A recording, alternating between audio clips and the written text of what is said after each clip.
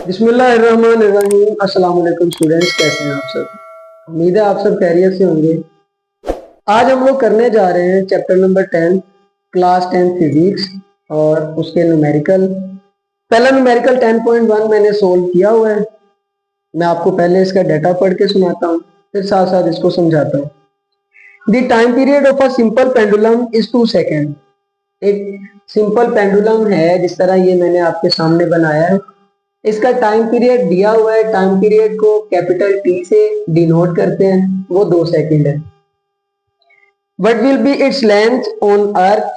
जाहिर सी बात है, ये जो हमारे पास पेंडुलम है, इसके साथ ये रस्सी लगी हुई है। इस रस्सी की कोई ना कोई तो लंबाई है, उसी को हम इंग्लिश में लेंथ कहते हैं। तो वो लेंथ है कितनी जमीन पर।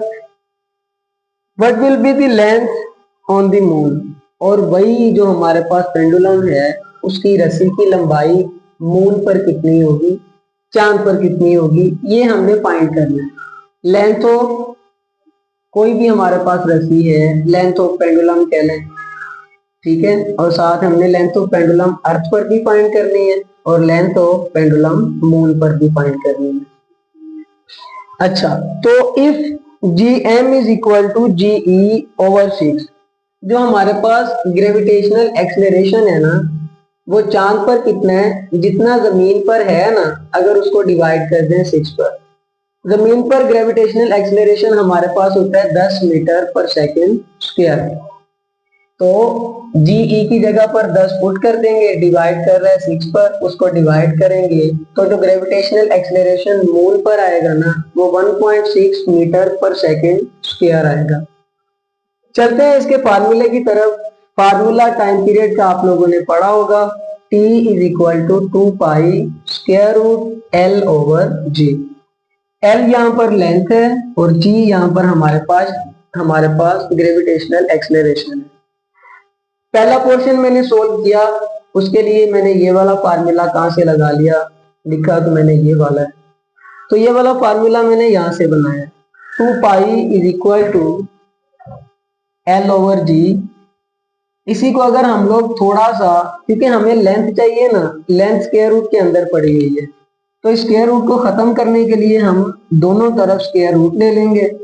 दोनों तरफ स्क्वायर रूट लेने से t के ऊपर स्क्वायर आ जाएगा, 2 का स्क्वायर 4 हो जाएगा, पाई के ऊपर भी स्क्वायर आ जाएगा और यहाँ से स्क्वायर रूट स्क्वायर से कैंसिल हो जाएगा, L ओवर G बचेगा।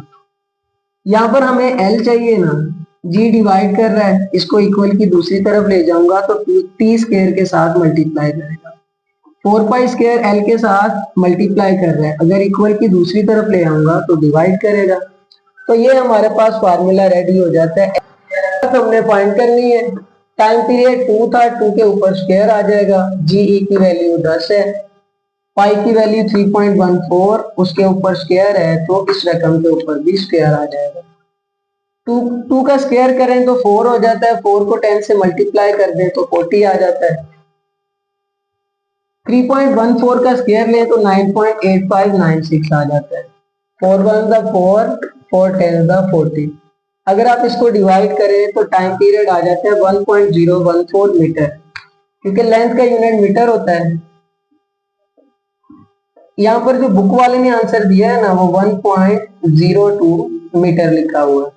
तो आपकी कैलकुलेशन इन वाले जो है वो न्यूमेरिकल में थोड़ा सा डिफरेंस लेगा, लेकिन आपने उससे घबराना नहीं है। 1.01 भी आंसर सही है, अगर आप उसको 1.02 मीटर लिख देते हैं तो वो भी सही है। ये हमारे पास लेंथ आ जाती है अर्थ पर। अब चलते हैं मून पर, क्योंकि हमने यही लेंथ मून पर भी निकालनी है। फार्मूला यही था हमारा, इसी तरह से उसको जो है वो एल को हमने सेपरेट कर लिया। एल को सेपरेट ही रखा, टी का स्क्वायर, तो टी तो हमारे पास 2 ही था, उसका स्क्वायर लिया। जीएम अब हमारे पास 1.6 है। पहले ग्रेविटेशनल एक्सेलरेशन अर्थ पर था वो 10 होता है, लेकिन जो चांद पर था अकॉर्डिंग टू कंडीशन वो हमारे पास आता है जी, जो हमारे पास आता है 1.6 आता है। खैर आगे चलते हैं। 4 वैसे ही लिख देंगे, पाई की वैल्यू 3.14, उसके ऊपर स्क्वायर एज इट इज आ जाएगा। सोल्व करेंगे, 2 का स्क्वायर 4 आएगा, ऊपर भी 4 है नीचे भी 4, कट जाएंगे। 3.14 का स्क्वायर लिया, 9.8596 आया, यहाँ पर भी यही था। 1.6 जब इसको डिवाइड करेगा तो लेंथ आ जाएगी हमारे पास 0.17 मीटर। यही दो हमारे पास आंसर दिए गए हैं। इसको हम लोग हेडिंग देकर भी लिख सकते हैं। ये फार्मूला मिटा रहा हूं, लिख सकते हैं रिजल्ट्स। तो रिजल्ट्स हमारे पास आए हैं दो। पहला हमारे पास रिजल्ट आया है लेंथ ऑन अर्थ 1.02 मीटर, और जो दूसरा रिजल्ट आया ना हमारे पास वो आया लेंथ ऑन मून, और वो आया 0.17 मीटर। चलते हैं 10.2 न्यूमेरिकल की तरफ। A pendulum of length 0.99 metre is taken.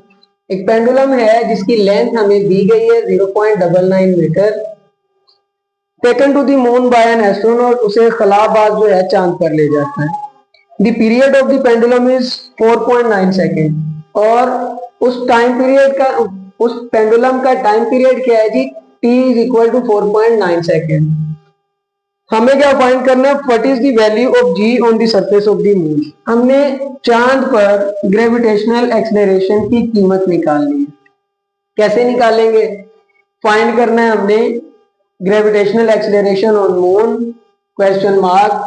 Formula हमारे पास वही है, t is equal to 2 pi l over G square root के अंदर। अब क्योंकि g हमें मून पर फाइंड करना है तो g के साथ m लगा देंगे। सॉल्यूशन करते हैं। जाहिर सी बात है g स्क्वायर रूट के अंदर है तो स्क्वायर रूट खत्म करने के लिए हमें स्क्वायर रूट लेना पड़ेगा। स्क्वायर रूट खत्म करने के लिए हमें स्क्वायर लेना पड़ेगा। तो हम स्क्वायर ले लेते हैं बोथ साइड पर। t के ऊपर भी स्क्वायर आ जाएगा, 2 का स्क्वायर 4, पाई के ऊपर भी स्क्वायर आ गया। स्क्वायर रूट स्क्वायर से कैंसिल तो l ओवर जी एम बच जाता है। वैल्यूज पुट करते हैं इसी फार्मूले के अंदर। उससे पहले इसको रीअरेंज करना है।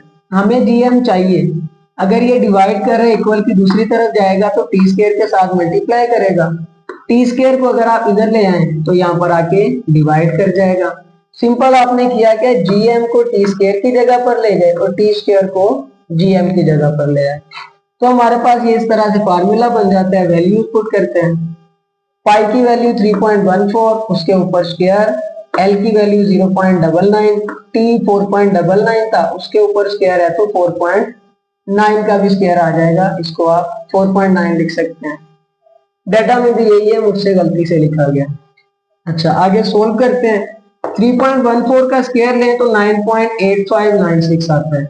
0.99 वैसे ही लिखेंगे, 4.9 का स्क्वायर लेंगे तो 24.9001 आ जाएगा। अगर कैलकुलेटर से ये सारी कैलकुलेशन करेंगे तो आपके पास gravitational acceleration on moon 1.62 metre पर सेकेंड स्क्वायर आ जाएगा। अगर किसी का 1.63 दिया है तो वो भी सही है, क्योंकि आपने पिछले न्यूमेरिकल में फाइंड किया था कि ग्रेविटेशनल एक्सेलरेशन ऑन मून 1.6 दिया था हमें। खैर, पिछले न्यूमेरिकल में और इसमें यही फर्क है, वहां पर हमसे लेंथ के बारे में पूछा गया था, यहाँ पर जी के बारे में पूछा गया। तीन हमारे पास चीजें हैं, टाइम पीरियड, लेंथ और ग्रेविटेशनल एक्सेलरेशन। इन तीनों न्यूमेरिकल में जो इससे अगला न्यूमेरिकल है उसमें हमसे टाइम पीरियड पूछ लेगा। एक ही फार्मूले से सोल्व होने हैं। चलते हैं अगले न्यूमेरिकल की तरफ। चलते हैं अगले न्यूमेरिकल 10.3 की तरफ। Find the periods of a simple pendulum of 1 metre length. सही है, हमने टाइम पीरियड फाइंड करना है एक पेंडुलम का जिसकी लेंथ है 1 metre, placed on earth and on moon, और उस पेंडुलम को जमीन पर भी रखा गया है और चांद पर भी।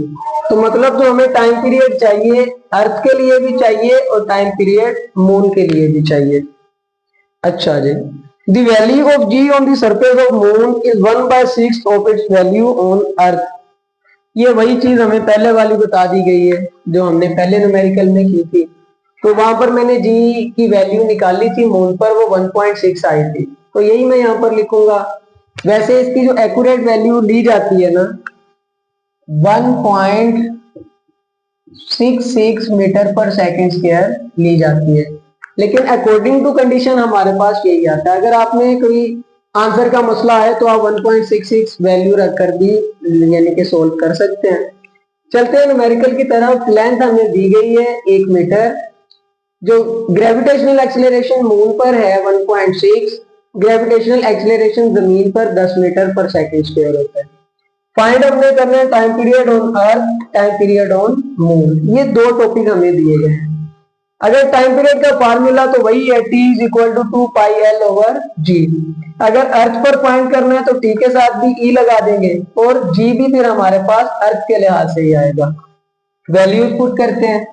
पाई की वैल्यू लगा दी और g की वैल्यू जमीन पर 10 होती है। 1/10 करेंगे 0.1 आएगा। कैलकुलेटर से सोल्व करें तो टाइम पीरियड आ जाता है 1.985 सेकेंड। आगे चलते हैं दूसरे पार्ट की तरफ। टाइम पीरियड अब फाइंड करना है मून पर, तो t के साथ m लगा दूंगा। ग्रेविटेशनल एक्सीलरेशन भी मून के लिहाज से होगा तो वहां पर मैं m लगा दूंगा। वैल्यू पुट करता हूं। l की वैल्यू 1 डिवाइड करेंगे 1.6 पे, 1 डिवाइडेड बाय 1.6 0.61 आएगा। दोनों को कैलकुलेटर से सोल्व करें तो टाइम पीरियड ऑन मून आ जाता है 4.9 सेकेंड। ये दो रिजल्ट आते हैं। आप लोग हेडिंग बनाकर इसको लिख भी सकते हैं। अजान हो रही है तो मैं खाली रिजल्ट्स लिखूंगा।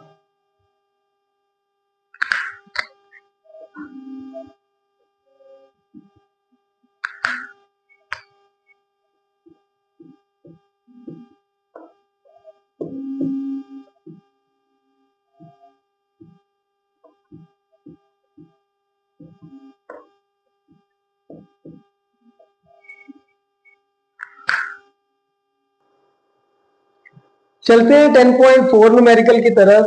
10.4 न्यूमेरिकल में हमें कहता है जी a simple pendulum completes one vibration in 2 second. एक सिंपल पेंडुलम है, एक कंप्लीट वाइब्रेशन जो है वो 2 सेकंड में कंप्लीट करता है। तो मतलब ये टाइम पीरियड उसका 2 सेकंड दे दिया गया। कैलकुलेट इट्स लेंथ, हमने इसकी लेंथ फाइंड करनी है। when g is equal to 10 metre पर सेकेंड स्क्वायर, और g यहां पर हमें गिवन है 10 मीटर पर सेकेंड स्क्वायर। वैसे भी ग्रेविटेशनल एक्सीलरेशन जमीन पर 10 ही होता है। खैर ये हमारा बिल्कुल 10.1 न्यूमेरिकल की तरह न्यूमेरिकल है।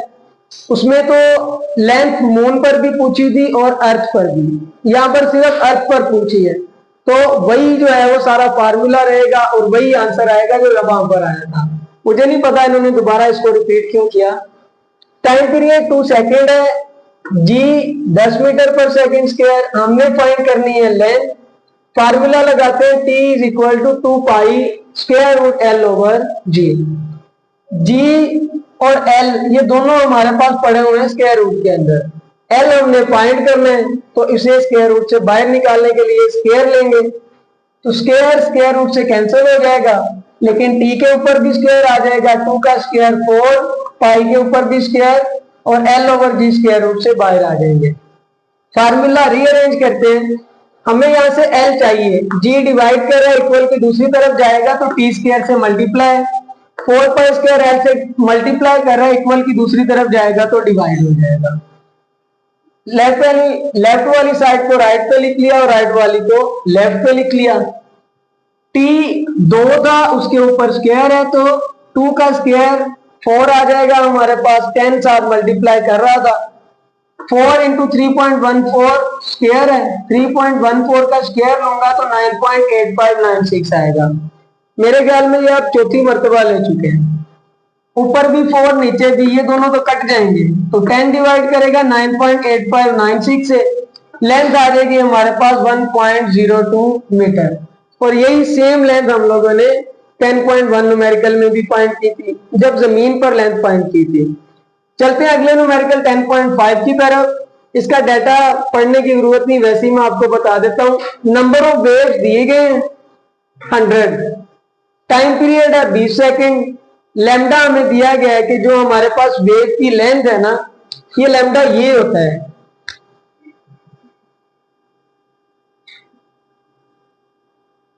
ये हमारे पास एक कंप्लीट वेव बनती है, क्रस्ट भी आ रहा हो जिसमें और क्रस्ट भी आ रहा हो, तो वो इसकी लंबाई होती है लैम्डा।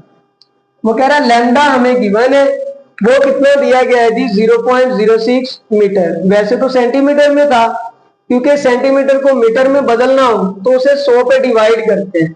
100 पे डिवाइड करेंगे तो 0.06 मीटर आ जाएगा। फिजिक्स में हम लंबाई का यूनिट मीटर ही लेते हैं, इसलिए इसे 100 पे डिवाइड किया था। खैर आगे चलते हैं। हमने फाइंड क्या क्या करना है, फ्रीक्वेंसी फाइंड करनी है, टाइम पीरियड फाइंड करना है और वेलोसिटी फाइंड करनी है कि ये जो वेव गुजर रही है उसकी स्पीड कितनी है, कितनी तेजी से गुजर रही है। फ्रीक्वेंसी का आप लोगों ने वहां पर फार्मूला पढ़ा था 1/t, मतलब उसे एक वाइब्रेशन मुकम्मल करने में कितना टाइम लगता है। एक कंप्लीट वाइब्रेशन क्या होती है, जिस पॉइंट से शुरू किया हो ना, अगर एक पॉइंट ए है तो जिस पॉइंट तक जाना हो, फर्ज कर ले कि ये पॉइंट बी तक जाना है और इसकी मेन पोजीशन है ओ, तो ए से बी तक जाने में और फिर बी से वापस ए तक आने में उसको जितना चक्कर यानी कि जितना जो है वो टाइम लगता है ना, वो हमारे पास टाइम पीरियड होता है। खैर frequency is equal to 1/t। यहाँ पर हमारे पास 1 ऑसिलेशन के लिए दिया हुआ है, एक वाइब्रेशन के लिए, लेकिन हमने अभी पढ़ा नंबर ऑफ वेव जो उसने यानी कि ट्रेवल की थी या जितनी उसने वाइब्रेशन मुकम्मल की वो हमारे पास आता है जी 100। तो 1 की जगह पर हम यहाँ पर 100 लिखेंगे। टाइम पीरियड उसका 20 सेकेंड था। जब 100 को 20 डिवाइड करेगा तो 5 हर्ट्ज आंसर आ जाएगा हमारे पास, फ्रीक्वेंसी मिल जाएगी। आगे चलते हैं टाइम पीरियड की तरफ। टाइम पीरियड का फार्मूला इसी का उलट होता है। टी डिवाइड कर रहा था, दूसरी तरफ जाएगा मल्टीप्लाई, एफ मल्टीप्लाई कर रहा है इस तरफ ले आओ तो divide, F is equal to 1/t, तो T is equal to 1/f। एक दूसरे के रेसिप्रोकली होते हैं ये। खैर वैल्यू पुट करते हैं। फ्रीक्वेंसी हमें अभी जो है वो पिछले वाले पार्ट से मिल गई थी। एफ की जगह पर 5 हर्ट्ज पुट कर देंगे, 1 डिवाइडेड बाय 5 हमारे पास टाइम पीरियड आ जाएगा 0.2 सेकेंड। दूसरा टॉपिक जो दूसरा हमें काम दिया गया था वो भी हल हो गया। अब तीसरे पे आते हैं। यहाँ पर हमसे उसने पूछी थी स्पीड, वेलोसिटी। वेलोसिटी का फार्मूला आपके पास पड़ा है, v is equal to F lambda.